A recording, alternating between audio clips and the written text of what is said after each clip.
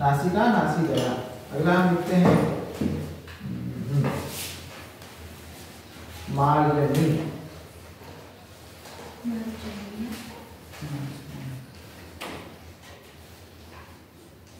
मार्जनिया।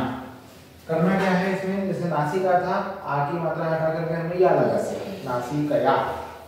मार्जनी था, ई की मात्रा हटा करके या लगा मार्जनिया। ठीक है, इससे लिंग में ये हो गया। पुल्लिंग और नपुंसकलिंग एक जैसा, हस्तः हस्तेन। ठीक है, शरीरम शरीरेण, नेत्रम नेत्रेण। ठीक है, तो मैं कुछ एक शब्द बोलता हूँ, आपको उसका तृतीय विभक्ति वाला रूप बनाना है, फिर हम वाक्य कैसे बनाना ये देखेंगे। तो पुल्लिंग और नपुंसकलिंग एक जैसा है, एक साथ हम अभ्यास कर सकते हैं, है ना। हस्तः हस्तेन, शरीरम शरीरेण, कर्णम कर्णेन, उपनेत्रम उपनेत्रेण, नेत्रम नेत्रेण, पादः पादेन पादेन, पुस्तकम पुस्तकेन पुस्तकेन। ठीक है, वाहनम वाहनेन, विमानम विमानेन, यंत्रम यंत्रेण। ठीक है, जितने भी प्रकार के पुल्लिंग नपुंसकलिंग है उसमें न हम लगा देंगे। अब इसमें वाला जो है नासिका, जिसमें आ की मात्रा आती है। ठीक है, नासिका नासिकया, नासिका नासिकया, शिक्षिका शिक्षिकया, सेविका सेविकया, द्विचक्रिका द्विचक्रिकया, वाहिका वाहिकया, मापिका मापिकया मापिकया, जवनिका जवनिकया, पेटिका पेटिकया पेटिकया। ठीक है, ई कारांत वाले जो लगाएंगे उसमें आधा वर्ण करना है, जिसमें से ई निकालेंगे उसको आधा कर देंगे। मार्जनी मार्जन्या, मार्जन्या मार्जनी मार्जन्या, अंगुली अंगुल्या, लेखनी लेखन्या, अंकनी अंकन्या अंकन्या। ठीक है, जननी जनन्या। इस प्रकार अब वाक्य हमें कैसे बनाना है वो देखिए। वही हमारा सीधा सा वाक्य, छात्रः लिखति। क्या वाक्य है, छात्रः लिखति। सबसे पहले आप बताइए छात्रः किम लिखति। छात्रः पत्रं लिखति। छात्रः पत्रं लिखति। छात्रः किम लिखति, पत्रं। हाँ, तो छात्र क्या है, कर्म। पत्र क्या है, कर्म। अब हमें इसमें ऐड करना है क्या, कर्म। तो छात्र पत्र लिखता है, लेकिन किसके द्वारा लिखता है, कैसे लिखता है, हस्तेन, हाथ से लिखता है। छात्रः हस्तेन, पूरा वाक्य क्या बनेगा, छात्रः छात्रः हस्तेन हस्तेन पत्रं पत्रं लिखति। देखिए, जब हम वाक्य बनाने लगे तो सबसे पहले हमने दो शब्द वाले वाक्य बनाए, छात्रः लिखति। फिर हमने कर्म कार्य पढ़ा, तो एक शब्द हमने ज्यादा सीख लिया, तो हमने वो भी लगा दिया उसमें, तीन शब्द वाले, छात्रः पत्रं लिखति। अब थोड़ा सा और आगे बढ़े तो हमने एक कारक और सीखा, तो हमने कहा इसको क्यों छोड़ना, इसको भी लगाइए। छात्रः हस्तेन पत्रं लिखति। ठीक है, अब छात्रः हस्तेन पत्रं लिखति। अब छात्र और क्या क्या कार्य किसके द्वारा, जैसे कान से क्या करता है, सुनता है, सुनने के लिए बोलते क्या है, शृणोति। हाँ, तो इसका अगर वाक्य बनाना है कान के द्वारा सुनता है, क्या सुनता है, गीतम शृणु, छात्रः कर्णेन गीतम शृणोति। और क्या क्या कार्य करता है, छात्रः कर्णेन मंत्रम। छात्र हस्ते, देखो, हस्तः हस्तेन, कर्णम कर्णेन। ठीक है, पादः पादेन, उपनेत्रम उपनेत्रेण। तो इन सभी का हमें प्रयोग करके वाक्य बनाना है। पत्र चलति। हाँ, छात्रः पादेन चलति, बहुत बढ़िया। और अहम उपनेत्रेण पश्यामि, अहम उपनेत्रेण पश्यामि। सम्यक्। हस्तेन ताडयति। नहीं, अहम बता शिक्षकः हस्तेन न ताडयति। अहं वाहनेन गच्छामि। हाँ, अहम वाहनेन गच्छामि। सम्यक्। और बालकः पादेन कन्दुकं ताडयति। बालकः पादेन कन्दुकं ताडयति। सम्यक्। हमें ऐसे ही वाक्य बनाने हैं जिसमें चार अक्षर हो, चार शब्द हो, चार शब्द वाले वाक्य। क्योंकि हमें निबंध में, पत्र में बड़े बड़े वाक्य बनाने पड़ सकते हैं ना, तो उतना अभ्यास हमें होना चाहिए। और बनाएंगे, और क्या क्या हो सकता है, रामः कुञ्चिकायाः आनयति। नहीं, केवल ये पुल्लिंग नपुंसकलिंग वाला। ये या वाले वाक्य भी इसके बाद बनाए। छात्रः करुणेन रामायणं शृणोति। छात्रः करुणेन रामायणं शृणोति। सम्यक्। ऋषिः यज्ञं करोति। ऋषिः यज्ञं करोति। घृतेन यज्ञं करोति। घृतेन यज्ञं करोति। घी के द्वारा। रामः हस्तेन धनं ददाति।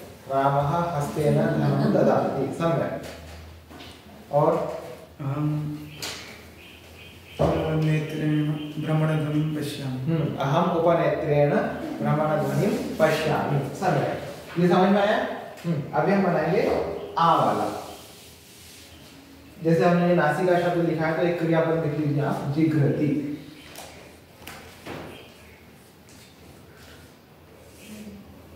जिघ्रति यानी सूंघना। हाँ। बालकः जिघ्रति। बालकः किं करोति? सूंघता है। किसको सूंघता है? पुष्प को। तो बालकः पुष्पम जिघ्रति। तीन शब्द आए। पहला आया हमारा बालकः जिघ्रति, दूसरा आया बालकः पुष्पम जिघ्रति। अब किसके द्वारा सूंघता है? नासिका के द्वारा। तो नासिका नासिकया। बालकः नासिकया जिघ्रति। किं जिघ्रति? नासिकया पुष्पं जिघ्रति। बालकः नासिकया पुष्पम जिघ्रति। ठीक है। और आकारांत वाले जैसे द्विचक्री का शब्द है तो छात्रा गच्छति। एक थोड़ा छोटा। छात्रा गच्छति। कुत्र गच्छति? विद्यालय। छात्रा विद्यालयं गच्छति। अब छात्र कैसे जाती है? छात्रा द्विचक्रिकया विद्यालयं गच्छति। आया समझ में? तो ये नासिका नासिकया, द्विचक्रिका द्विचक्रिकया। और भी आकारांत जो अगर कोई शब्द है अपना तो वो हम इस प्रकार से प्रयोग कर सकते हैं। अभी जैसे मार्जनी शब्द है, मार्जनी यानी डस्टर। एक और क्रियापद लिखिए, मार्जयति।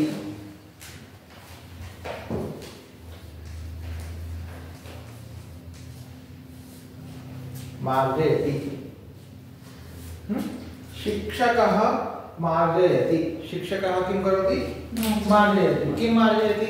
शिक्षकः शब्दं मार्जयति। यहाँ पे जो शब्द लिखा है कुछ उसको हमने मिटाया। तो शिक्षकः किं मार्जयति?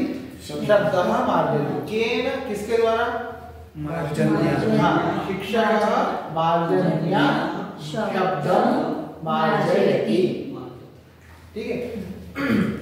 छात्रः लिखति। छात्रः किं करोति? लिखति। ठीक है। किं लिखति? ग्रंथं लिखति।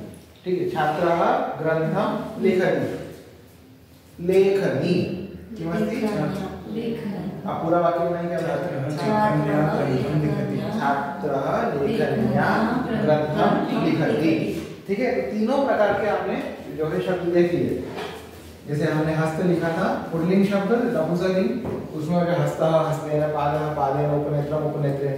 स्त्रीलिंग में नासिका नासिकया। ठीक है। द्विचक्रिका द्विचक्रिकया। ठीक है। मार्जनी मार्जन्या। लेखनी लेखन्या। अंकनी अंकन्या। बराबर। अब आप अपनी स्वेच्छा से वाक्य बनाइए जिसमें 4 शब्द हमारे आने चाहिए। ठीक है। एक वाक्य में मैं बना के बताता हूँ। अहम जलम पिबामि। अहम कूप्या जलम पिबामि।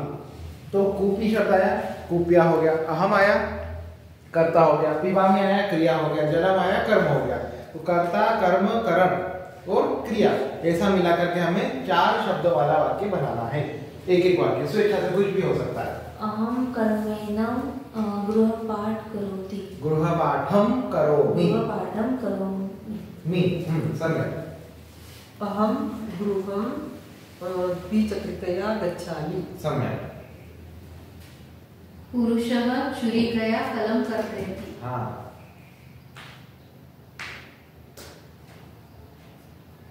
एक एक वाक्य हमें बनाना है। हस्तेन भोजनं करोमि। सम्यक्।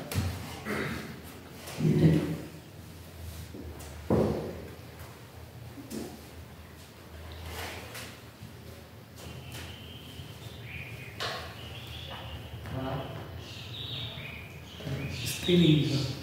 कोई भी पुल्लिंग चलेगा, स्त्रीलिंग चलेगा, नपुंसकलिंग भी चलेगा, केवल करण कारक उसमें आना चाहिए। मतलब वो चार शब्द जो हमने अभी तक पढ़े वो चारों शब्द वाक्य में यूज होने चाहिए। अहं विमानेन नागपुर गच्छामि। नागपुरं गच्छामि, सम्यक्।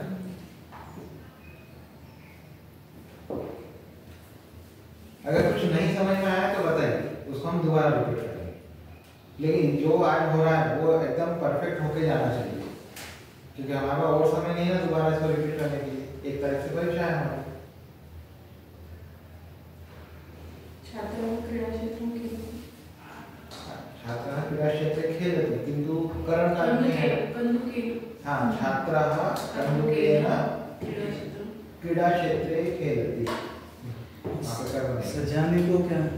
सज्जयति।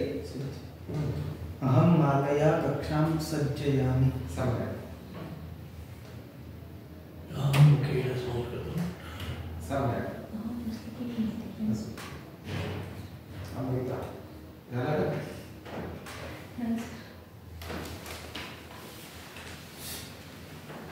अरे एकदम बरोबर. अहं कंठेन गीतं गायामि.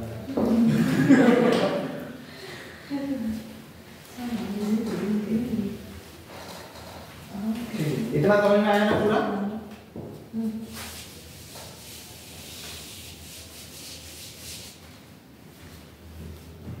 अब देखिए तृतीय विभक्ति के साथ दो एक शब्द होते हैं। एक हो गया सह, पहले हम सह पढ़ देते हैं, इसका मीनिंग होता है साथ। सह का मतलब क्या होता है? साथ। अब जहां भी वाक्य में आपको सह शब्द दिखेगा, ठीक, अब वहां पे से या के द्वारा हो चाहे ना हो, हमें वहां पे तृतीय विभक्ति लगानी ही पड़ेगी। ये नियम है कि जहां पर भी हमें सह शब्द दिखेगा वहां लगानी कैसे है वो देखते हैं। तो फर्स्ट ईयर वालों को ये है सहयुक्त अप्रधान, है ना? तो वहां पे बहुत बड़ा कंफ्यूजन ये आता है कि उन्होंने बोला सहयुक्त अप्रधान है। अब अप्रधान मतलब क्या? तो बोले अप्रधान कर्ता में कर्म का करण का हम प्रयोग करते हैं, सह का जो प्रयोग करते हैं किसके साथ करते हैं? अप्रधान। अब प्रधान अप्रधान करता तो करता है कि नहीं? तो प्रधान अप्रधान का अंतर कैसे करेंगे? देखो,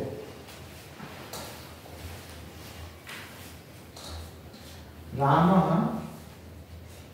वनं गच्छति, ठीक है? कुत्र गच्छति रामः? वनं। दूसरा है सीता वनं गच्छति।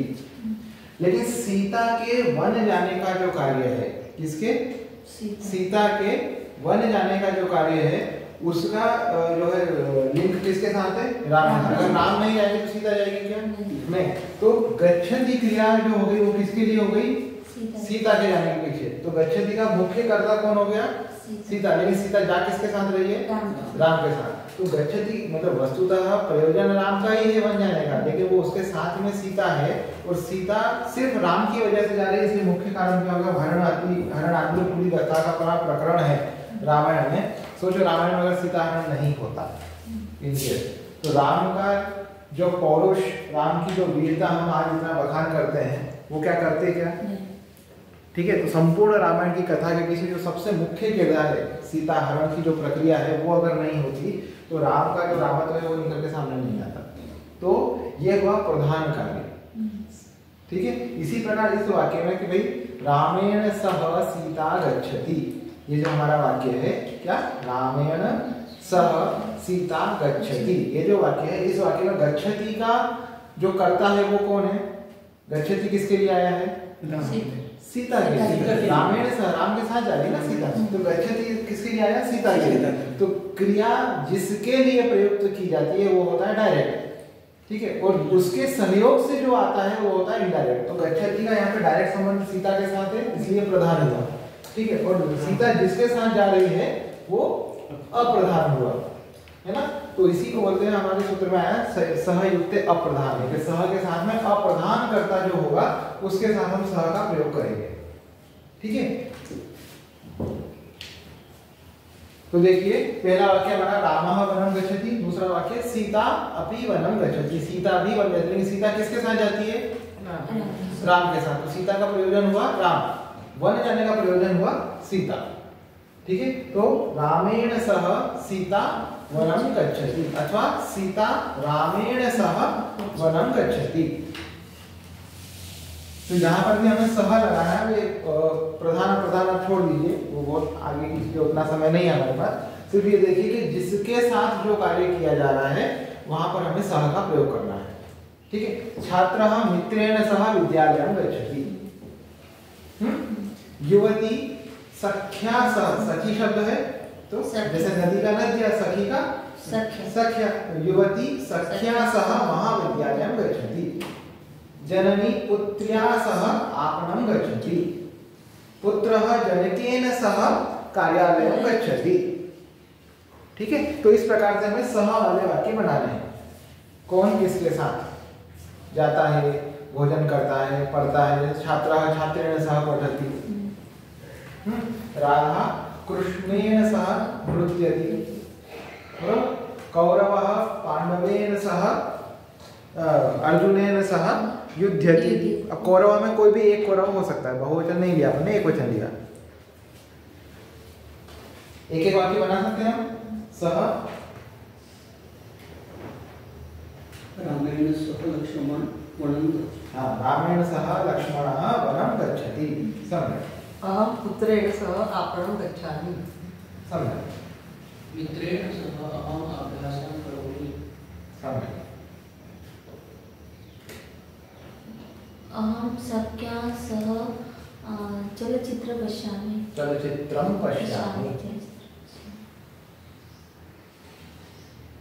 विद्याविनयेन सह गच्छति। विद्याविनयेन सह गच्छति। हाँ, विद्याविनयेन सह गच्छति।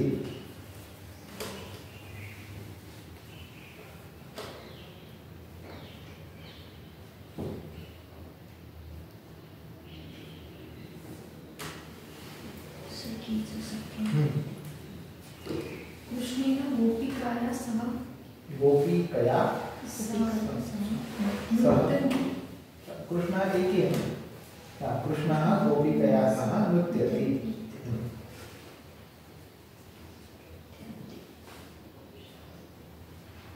दुष्यन्तेन सह शकुन्तला वनं गच्छति। कृष्णेन सह पार्थ युद्धं करोति। सम्यक्। अंतिमं वाक्यं।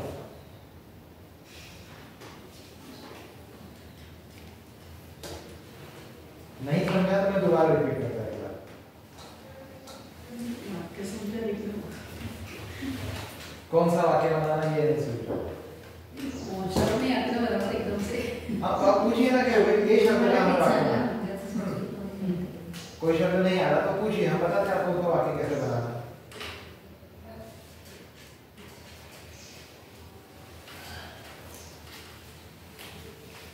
अब जैसे हमारा ये सह शब्द है उसी प्रकार एक शब्द है बिना। प्रक्रिया एकदम एक जैसी, सेम टू सेम, कोई अंतर नहीं, केवल मीनिंग बदल जाता है। सह का मतलब होता है साथ, बिना का मतलब होता है बिना, अभाव। जैसे हमने वाक्य बनाया था, रामः वनं गच्छति, सीता वनं गच्छति। सीता रामेण सह वनं गच्छति, किंतु सीता रामेण विना वनं न गच्छति। सीता रामेण सह वनं गच्छति, रामेण विना वनं न गच्छति। छात्रः मित्रेण विना न पठति। युवती सख्या विना आपणं न गच्छति। जनकः पुत्रेण विना कार्यालयं न गच्छति। बिना का मतलब अभाव, ठीक है, इसके बिना ये कार्य नहीं होता है। जलेन बिना न जीवनम, जल के बिना जीवन नहीं है, तो जलेन बिना। मीनः जलेन बिना न जीवति। एक एक वाक्य में बिना का बनना है।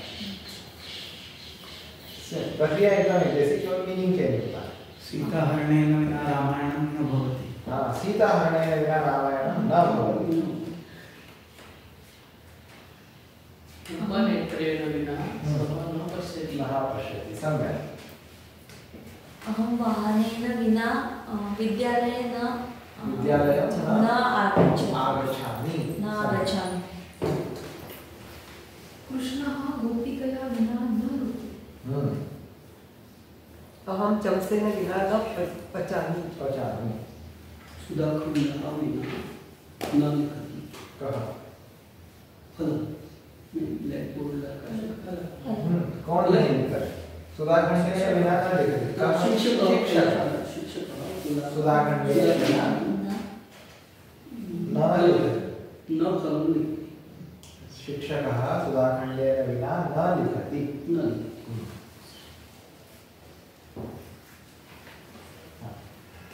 अतः दोनों आपको लग शिशुः मातेन विना न चलति। जनन्या विना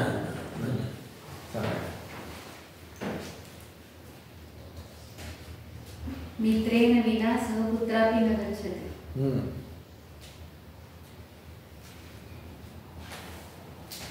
मैंने एक तो भी बनाई, क्या होगा यार, गलत होगा, सही कर लेंगे। कौन सा ऑस्कर अवार्ड मिल रहा है?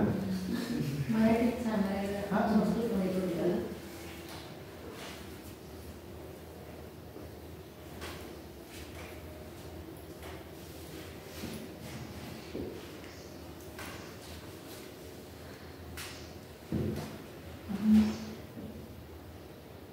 छात्रेण कन्दुकेन विना न खेलति। नहीं, सत्यम। शास्त्रं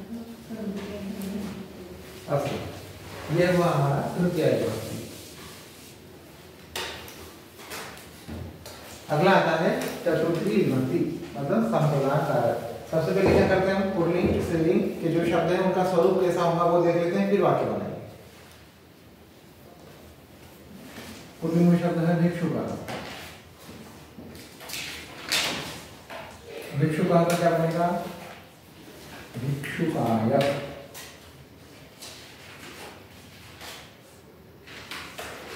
नहीं, भिक्षुकाय कर्ता का प्रथमा विभक्ति, इस भिक्षुकाय चतुर्थी विभक्ति। इसी शब्द का चतुर्थी विभक्ति अलग है। जैसे ग्रंथः शब्द प्रथमा विभक्ति, ग्रंथम जब हमने किया तो द्वितीय विभक्ति, मतलब कर्म कारक हो गया। ठीक है, ग्रंथेन किया तो तृतीय विभक्ति हो गई। हस्तः हस्तम हस्तेन, ग्रंथः ग्रंथम ग्रंथेन, प्रथमा द्वितीया तृतीया। पाठः पाठम पाठेन, नपुंसकलिंग में था पुष्पम, प्रथमा में भी पुष्पम, द्वितीय में भी पुष्पम। पुष्पम पुष्पम पुष्पेन, फलम फलम फलेन। उसी प्रकार भिक्षुकः भिक्षुकः भिक्षुकम भिक्षुकेन, चतुर्थी में आकर के भिक्षुकाय। तो पुल्लिंग शब्द का जब भी चतुर्थी रूप बनेगा तो कैसा बनेगा? य लगेगा उसमें, भिक्षुकाय। रामः रामाय, शिक्षकः शिक्षकाय, छात्रः छात्राय, देवः देवाय, भक्तः भक्ताय, रुग्णः रुग्णाय, वृद्धः वृद्धाय, वैद्यः वैद्याय, अध्यापकः अध्यापकाय। अब जैसे पुल्लिंग शब्द है उसी प्रकार नपुंसकलिंग भी बनेगा। तो पुष्पम पुष्पाय, गगनम गगनाय, जलम जलाय, दुग्धम दुग्धाय, सुधाखंडः सुधाखंडाय, दोनों का एक साथ अभ्यास कर सकते हैं ना, दोनों में समान लगेगा। सुधाखंडः सुधाखंडाय, लेखनम लेखनाय, गायनम गायनाय, वाहनम वाहनाय, द्वारम द्वाराय, वातायनम वातायनाय, वस्त्रम वस्त्राय, उपनेत्रम उपनेत्राय, पुत्रः पुत्राय, सेवकः सेवकाय, गणेशः गणेशाय, देवः देवाय। ठीक है, ये हो गए पुल्लिंग और नपुंसकलिंग शब्द। स्त्रीलिंग में कैसा करना है? अनुजा शब्द लेते हैं। देखिए हर बार अलग अलग शब्द लेने के पीछे कारण क्या है कि इतने प्रकार के शब्द आपको पता लगते हैं। हम एक ही शब्द, अब जब वाक्य बनाते समय हम छात्र का ही प्रयोग कर रहे हैं, क्यों? क्योंकि यूटिलाइजेशन कैसे करना है ये हमारे लिए सरल होना चाहिए। ठीक है, लेकिन किस का यूटिलाइजेशन करना है इसमें हमारे पास चॉइसेस होनी चाहिए। अनुजा शब्द है, अनुजा का जब चतुर्थी बनाएंगे सबसे पहले अनुजा शब्द क्या है? अभी करता है। ठीक है, इसका कर्म बनेगा तो क्या हो जाएगा? अनुजाम, जैसे कथा का कथाम हुआ था, है ना? फिर इसी का जब कर्म करेंगे तो क्या हो जाएगा? अनुजया, जैसे नासिका का नासिकया हुआ था, आकार था ना। अब ये अनुजा शब्द है, ये चतुर्थी में आया तो इसका बनेगा अनुजायै।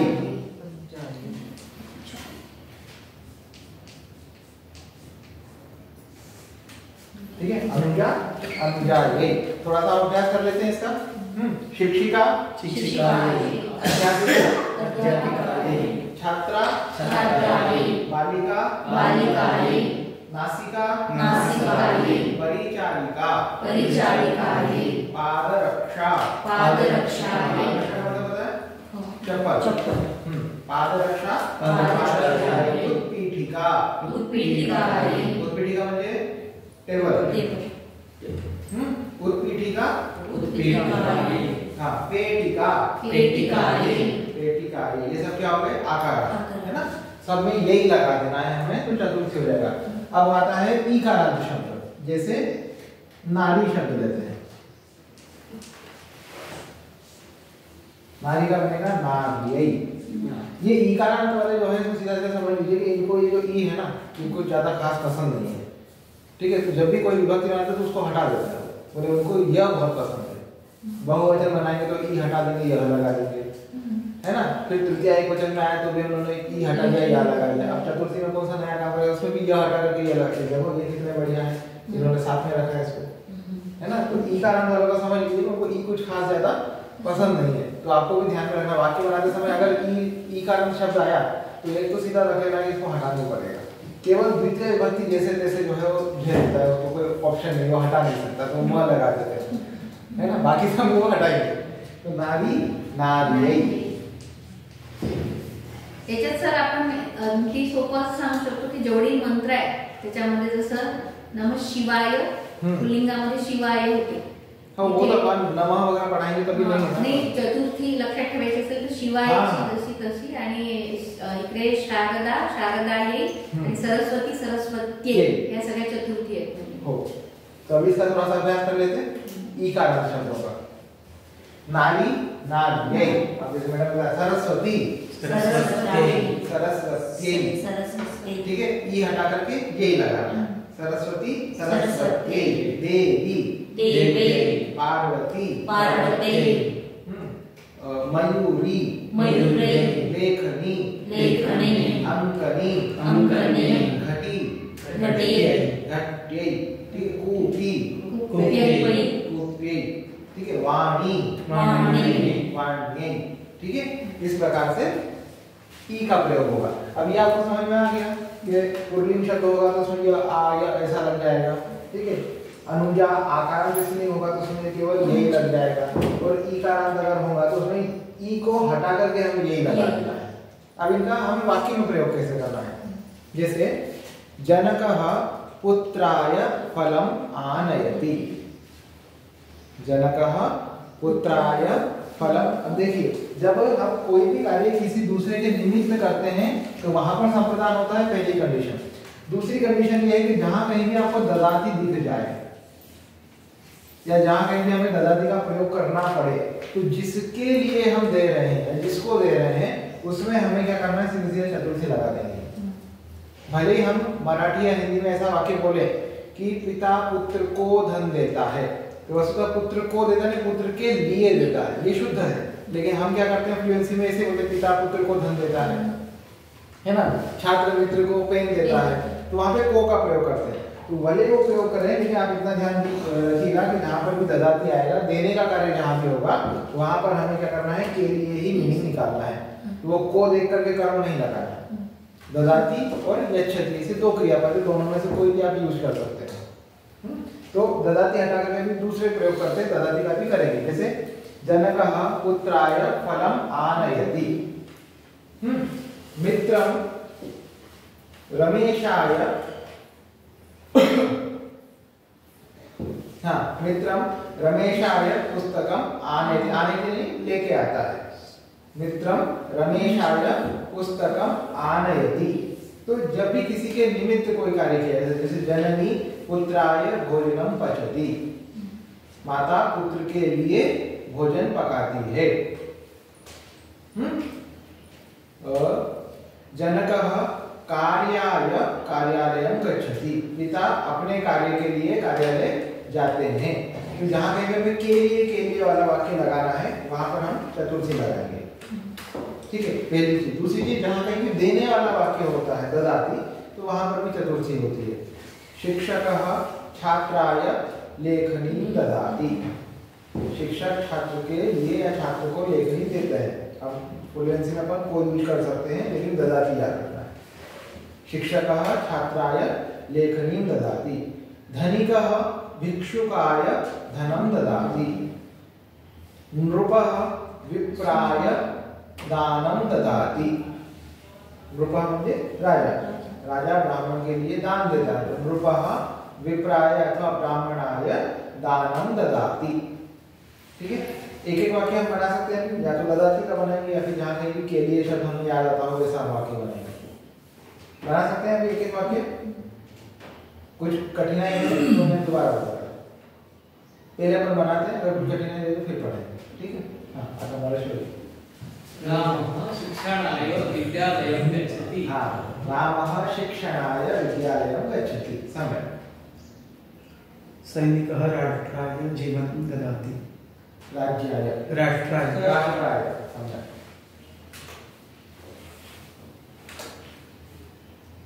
द्रोणाचार्य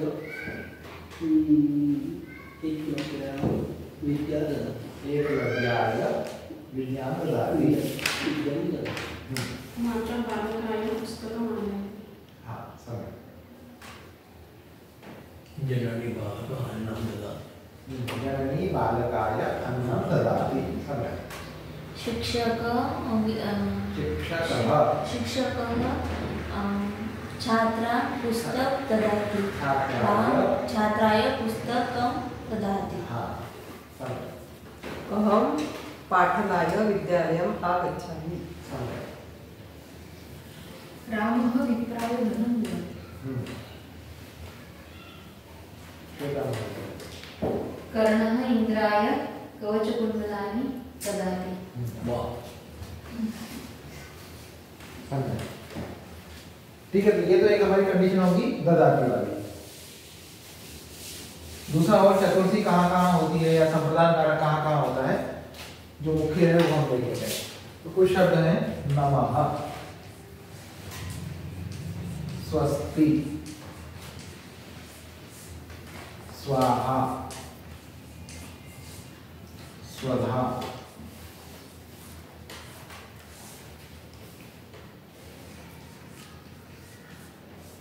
अलग, वशक।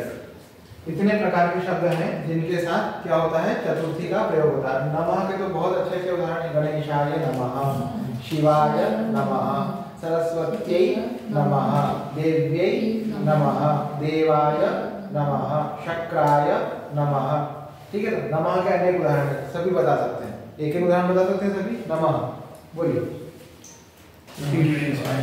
हाँ, नमः शिवाय, गुरुवे नमः, गुरवे नमः, सरस्वती नमः. सरस्वत्यै नमः, गजाननाय नमः। शारदायै नमः। शारदायै नमः, लक्ष्मीनारायण नमः। लक्ष्मी नारायण तो हो गए, उसके लिए हम बात करें। हमने नारायण हाँ। श्री गणेशाय नमः। विष्णवे नमः। विष्णवे नमः। विठ्ठलाय नमः, हाँ, गुरवे सभी का हो गया नमः। अस्तु, अगला है स्वस्ति। ये स्वस्ति शब्द है। देखो, नमः का मतलब क्या होता है, नमस्कार करना। ठीक है, स्वस्ति का मतलब होता है कल्याण। ठीक है, जब भी अब ये स्वस्ति शब्द आया कहाँ से, स्वस्ति शब्द का प्रयोग जब हम देखते हैं तो नॉर्मली मंत्रों में नहीं मिलता है। मिलता है क्या नहीं? स्वस्ति का प्रयोग मंत्रों में मिलता है क्या? वहाँ तो स्वस्ति दूसरी, ये स्वस्ति अलग है। हाँ, ये पारस्पर गृह्य सूत्र वाली स्वस्ति है। ठीक है, जितने भी गृह्य सूत्र हैं, पारस्पर हो गया, आश्वलायन हो गया, तो ये गृह्य सूत्र के अंदर क्या होता है, ये होता है किसी की कल्याण कामना करना। वहां पर स्वस्ति कामना जो है वो कर्म की है।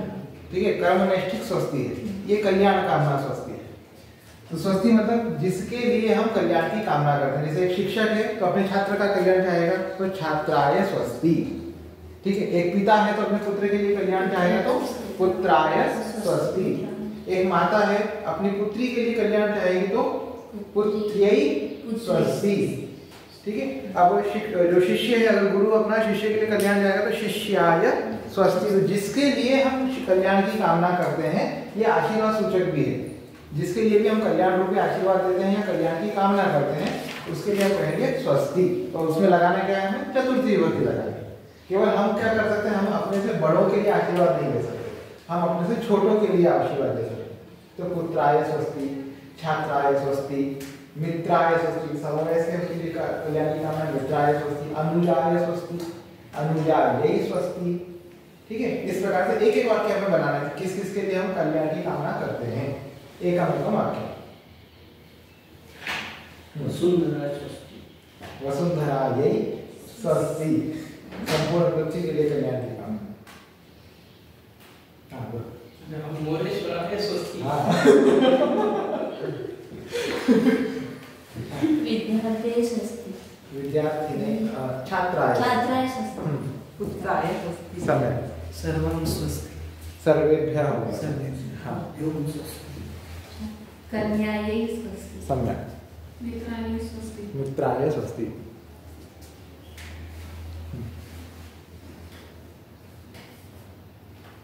सख्यै स्वस्ति, सम्यक, गुरु स्वस्ति, गुरु शिष्य स्वस्ति, हाँ शिष्याय। शिष्य, हाँ हमें क्या करना है, इसमें चतुर्थी लगानी है। नमा के साथ जैसा हमने लगाई वैसा स्वस्ति, शिष्याय स्वस्ति। तो ये दो हो गए। स्वस्ति का मीनिंग लिखा हमने, कल्याण। अब स्वाहा, स्वाहा का मतलब होता है हविष देना, स्वाहा भाव आहुति देना, वही सर। नहीं तर्पण अलग है, अर्पण अर्पण, हाँ अर्पण करना। वस्तुतः स्वाहा का मतलब होता है भोजन कराना। जो वेद मंत्रों में जो स्वाहा शब्द आया ना वो होता है भोजन कराने आते हैं। भोजन, हाँ इंद्राय स्वाहा, तो जो हम हवि देते हैं वो उनके भोज्य है, उनको भोजन कराते हैं। ठीक है, लेकिन अभी यहाँ पे हम क्या उतना डीप में नहीं जाते। ठीक है, वेदांत प्रकाश छोड़ करके स्वाहा मतलब भी अर्पण करना उतना पर्याप्त है। तो जब भी कोई चीज किसी को अर्पित की जाती है तो उसके लिए हम स्वाहा का प्रयोग करते हैं। अग्नि के लिए अग्नये स्वाहा, विष्णु के लिए विष्णवे स्वाहा, शिव के लिए शिवाय शिवाय हाँ शिवाय स्वाहा, शिवे नहीं होगा, शिवाय। शिवाय स्वाहा। राम के लिए रामाय स्वाहा। तो जो भी जो है पितृ कल्पित हैं, देव कल्पित हैं, गुरु कल्पित हैं, उनके लिए हम स्वाहा का प्रयोग करेंगे पूजनीय के लिए। एक एक वाक्य जैसे हमने नमः का प्रयोग किया था सेम वैसे ही करना है। एक एक वाक्य बना सकते हैं। गणेशाय स्वाहा,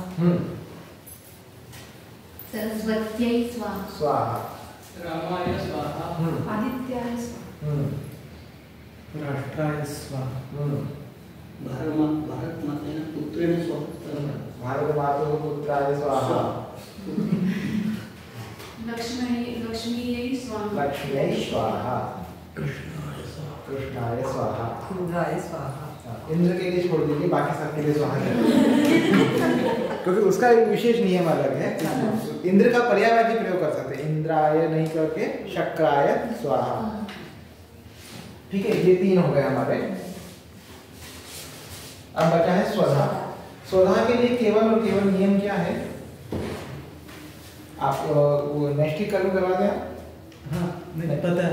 हाँ, तो स्वधा का प्रयोग पितृ के लिए किया जाता है। जो पितृ शब्द है जिन्हें हम पितर बोलते हैं, कुल देवता आदि जो बोलते हैं, उनके लिए स्वधा किया जाता है, उनके लिए स्वाहा नहीं होता है। तो इसका केवल एक ही वाक्य है, पितृभ्यो स्वधा या पितृभ्यः स्वधा, और कोई दूसरा वाक्य है नहीं। तर्पण याला अर्थ आहे. हाँ, ये तर्पण है, ये अर्पण नहीं, ये तर्पण अर्थ है। और कुछ सुना क्या पितृभ्य स्वधा के अलावा कुछ और? स्वधा कहीं आया? वही कर्मों में बस स्वधा। उसी में नैष्ठिक में आता है।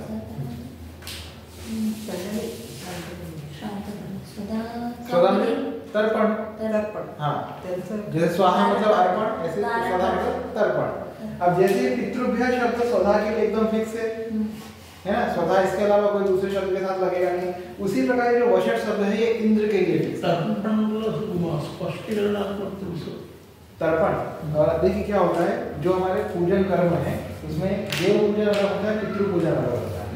ठीक है, देव पूजन में अपन यज्ञ आदि विधान करते हैं, कभी भी पितृ के लिए यज्ञ नहीं होता है, उनके लिए तर्पण प्रक्रिया होती है। जल के किनारे पे बैठ करके तर्पण करना, किसी दिन विशेष के लिए हम जो पिंड आदि के द्वारा जो तर्पण करते हैं वो करना, जो हमारे पितरों के लिए जो कार्य किया जाता है यानी कि छोड़ना ऐसा तारण करण्यासाठी तृप्त किया जाए तृप्त क्रिया देवाला तृप्त नाही गोवर्धनासाठी केलेली हाँ, पूजा म्हणजे हो, तर्पण. तो म्हणजे देवाला अर्पण तृप्त करायचं. करणार तृप्त करना. देवाला अर्पण करायचं आणि इतरांना अर्पण करायचं. तृप्त करणे म्हणजे आपले संकट तारण्यासाठी तृप्त हाँ ठीक है. तो जैसे ये स्वधा के लिए पृथ्वी शब्द फिक्स है, इसकी जगह कोई दूसरा आता नहीं. ऐसे वशट जो शब्द है ये इंद्र के लिए फिक्स है. ये इंद्र शब्द के साथ ही लगेगा. इंद्राय वशट. वशट का मीनिंग वही हविष आहुति अर्पण करना. आहुति. बस लेकिन नियम क्या है कि भाई जैसे हमने बोला कि विष्णु शब्द का प्रयोग किया या हमने राम का किया तो रामाय स्वाहा बोला ना. इंद्राय स्वाहा नहीं बोल सकते. आपको इंद्राय बोलना है तो वशट बोलना है. वशट वहाँ पे स्वाहा नहीं लगेगा इसके लिए. कारण ये विशेष नियम बना है. कुछ नहीं जो है राजा है. देवराज है. राजा कुछ नहीं का इसके पीछे कारण नहीं पता मुझे वशट का. लेकिन इंद्र शब्द के लिए ही वशट का प्रयोग होता है. अच्छा. न्यास में जो आता है न्यास में आता है क्या? नेत्रत्रय वौषट. हाँ, नेत्रत्रय वौषट. वो वौषट है. अच्छा, वशट और हाँ वौषट है. वो नेत्रत्रय वौषट मतलब इन तीन नेत्रों के द्वारा तीन जो हमारे गुण है उन तीन गुणों का मैं ग्रहण करूं. वो वौषट में ग्रहण करना अर्थ है. यहाँ पे देना अर्थ है.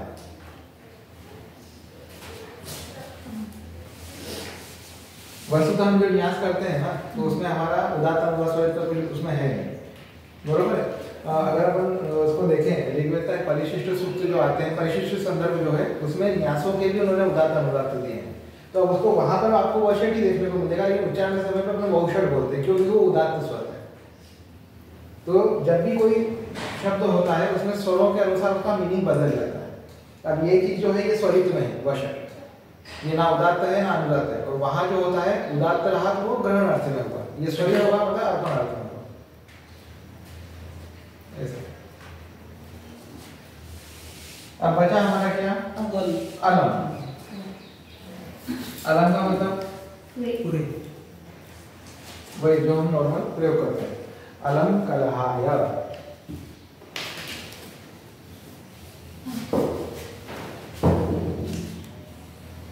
अलम भोजनाय. तो जिस चीज के लिए हमें पर्याप्त बोलना है भाई अब यहाँ पर आकर के लिमिट खत्म. मैं जैसे चिट्टे सर के घर पे गया. चिट्टे सर बोला आज तो गया. चिट्टे सर ने बोला कि आज तो हमें भोजन करना. ठीक है. हमने एक रोटी खाई, दो रोटी खाई. चिट्टे सर ने बोला एक और होगा. ठीक है एक और चलेगा. फिर एक और बोला ठीक है.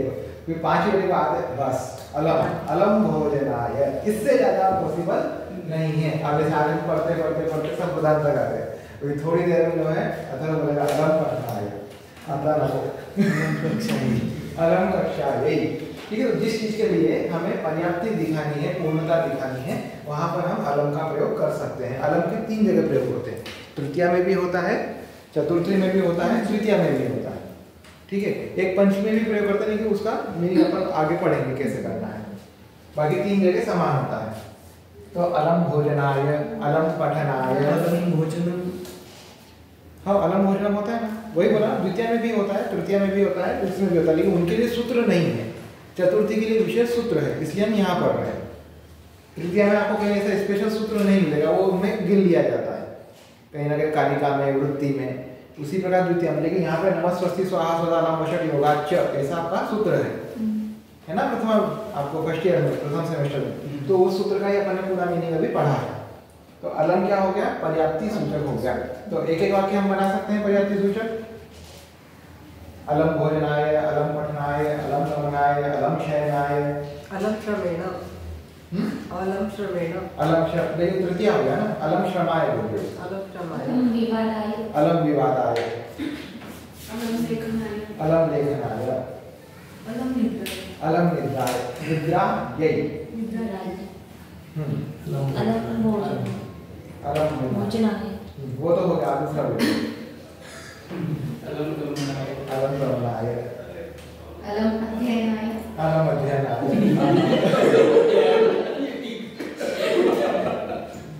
केवल 10 मिनट का समय और लेंगे उसके बाद ये खत्म हो जाएगा. नहीं बता रहा हूँ वैसे करना. 5:15 हो गया है. ये विषय ठीक है. केवल विशेष कुछ क्रियापद हैं हमारे जिसके साथ हमें चतुर्थी के अलावा दूसरी क्रिया हमें दूसरे शब्द लगाते नहीं आता. जैसे कि अभी हमने देखा ददाती, हमने एक क्रियापद देखा, ठीक है, ददाती में चतुर्थी का अलावा दूसरा प्रयोग नहीं होता। उसी प्रकार कुछ है क्रुद्ध, क्रुध्यति,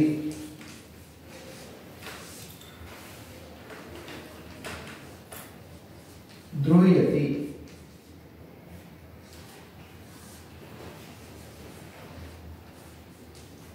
ईर्ष्यति और असूयति।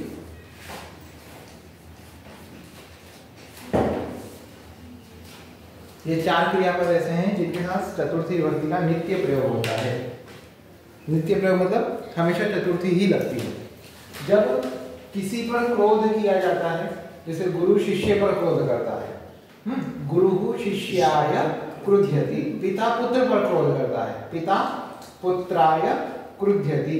तो जिस पर क्रोध किया जाता है उसके साथ उस पर चतुर्थी हमें लगानी है। और क्रियापद हमें क्या करना है? क्रुध्यति। अगर हम क्रोधम करोति प्रयोग करेंगे तो वहां चतुर्थी नहीं लगेगी, तो वहां सप्तमी लग जाएगी। लेकिन हमें क्रुध्यति ही क्रियापद अगर यूज करना है तो चतुर्थी लगानी पड़ेगी, ठीक है।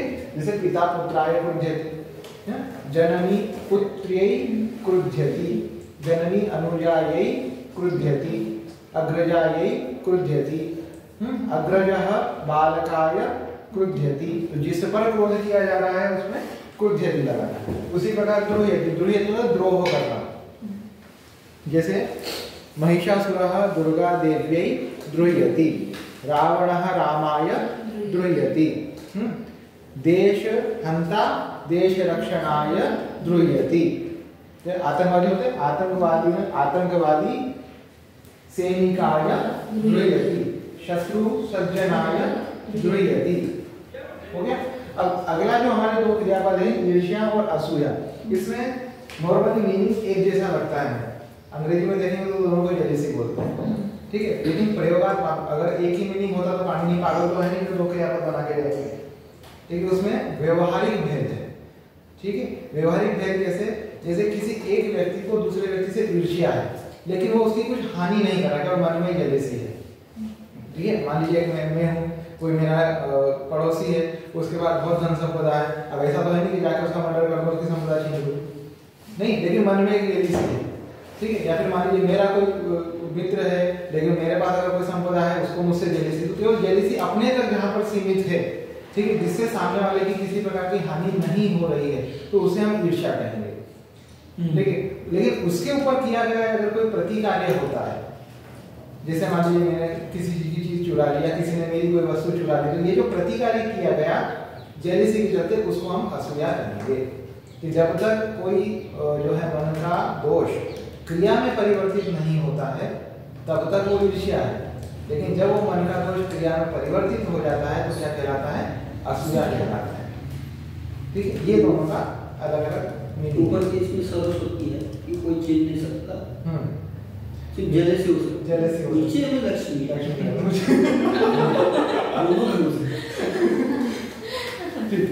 समझ में आया अभी? तो एक एक वाक्य हमें बनाना है, कोई भी क्रियापद लेकर। पुत्रेण क्रुध्यति, पुत्रेण पुत्राय माता पुत्राय क्रुध्यति, क्रुध्यति, क्रुध्यति।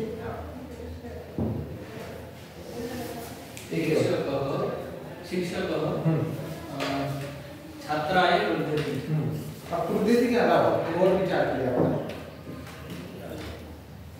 कंसाय कृष्ण क्रुद्धति, कृष्ण कंसाय क्रुद्धति मीन्स रागे। हाँ, कंसाय कंसाय कृष्ण का रागे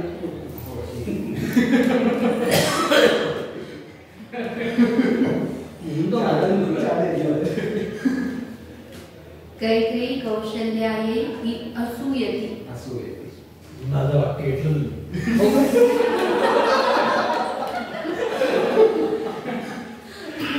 आता पुन्हा दुसरं तयार करा, कारण आपल्याला तयार करावं लागतं आतमधल्या।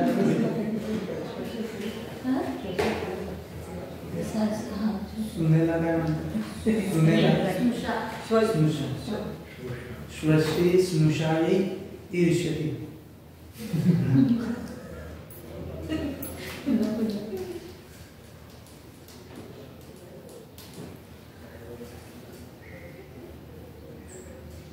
अभी एक एक वाक्य बनाना है, कल हम थोड़ा सा पागल का एक बार रिवीजन लेके आगे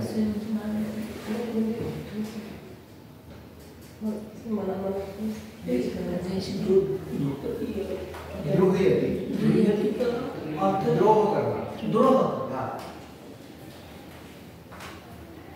विद्रोह शब्द होते हैं, विद्रोह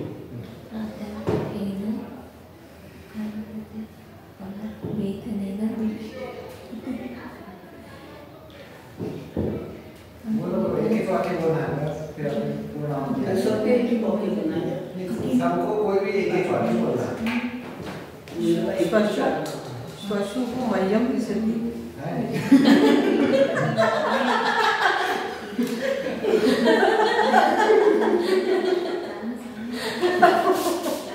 अभी अगर वो होते तो उनका भी यही वाक्य होता। बरोबर आहे नाही बोलली की श्रुता मह्यम असूयति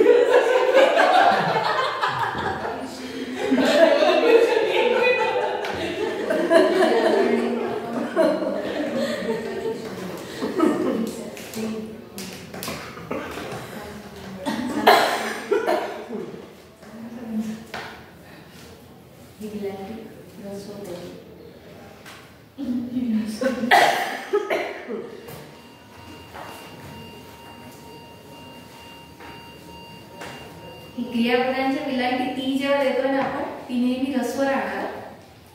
इकडे आता दीर्घ लिहिली गेली ती पुराणाकडून ये ना हां ती हाँ सांगते. ये प्राय सभी के साथ ऐसा होता है। ये जो बाद वाला जो ती है ना, ती हुआ मी हुआ, ये सब यहाँ पे रस्व रहने वाला है। क्रियापद में हमेशा रस्व ही होता है। मी पण रस्वच राहणार. मी जो जैसे लागतो पठामी, लिखामी, गच्छामी सब में छोटा वाला। पहिली विलांटी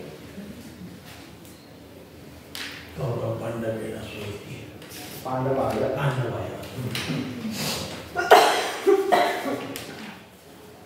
हाँ बहुत ही सखी सख्याने ईर्ष्यति सख्याई सख्यई सख्याई भगिनी भगिनी ईर्ष्यति और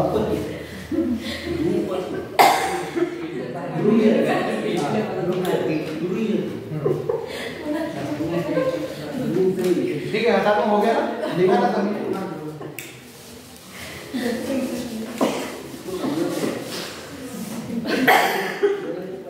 तो आज की कक्षा का हमारा वीडियो हो गया। अभी अगर आज जो भी हमने पढ़ा उसमें से कुछ पूछना है तो आप पूछ सकते हैं, या फिर घर पे जाकर के एक बार पढ़िए, कल जब हम आएंगे तब आप एक बार डिस्कस करके फिर हम क्लास शुरू करेंगे। न्यास मधून वगैरे हॅनी म्हणतो ना, हां नेतृत्वय व वंशट हां आणि वशट, तो वंशट जो आहे न्यास मधला हां वर दोन मात्रा नहीं मात्रा नसते तिथे, तिथे पण मतलब लिखते समय वहाँ पे भी वशट ही लिखा होता है। ठीक है, ये हमें वशट ही है। हाँ, लेकिन उच्चारण वशट होता है और उसके पीछे कारण कैसा है। वैदिक जो स्वर है वो कैसा है, अपन जो स्वर पढ़ते हैं क्या पढ़ते हैं, अ आ इ उ ये स्वर। वेदों में उच्चारण स्वर भी होते हैं जिन्हें उदात्त अनुदात्त और स्वरित कहते हैं। ठीक है, अब उदात्त स्वर क्या होता है, जिसके ऊपर ऐसी घंटी लगी होती है पहचानने के लिए, वो उदात्त है। जिसके नीचे ऐसी लाइन होती है वो अनुदात्त है, और जिसके लिए कुछ नहीं है, कोई लाइन नहीं है, कुछ नहीं, तो वो स्वरित है। ठीक है, तो अभी जो अपन ने पढ़ा वो स्वरित में आया पूरा का पूरा, तो उसका मीनिंग अलग है। और आप वो जो न्यास में पढ़ते हैं अपन, वो ऐसा वाला है, वंशट वाला है। लेकिन क्या है, पुस्तकों में वो मात्रा दी नहीं होती। मगर उसका उच्चारण जो है वंशट वंशट ये वशट ये वशट। हाँ, तो ये उच्चारण में वंशट है, ये वशट है, इतना है।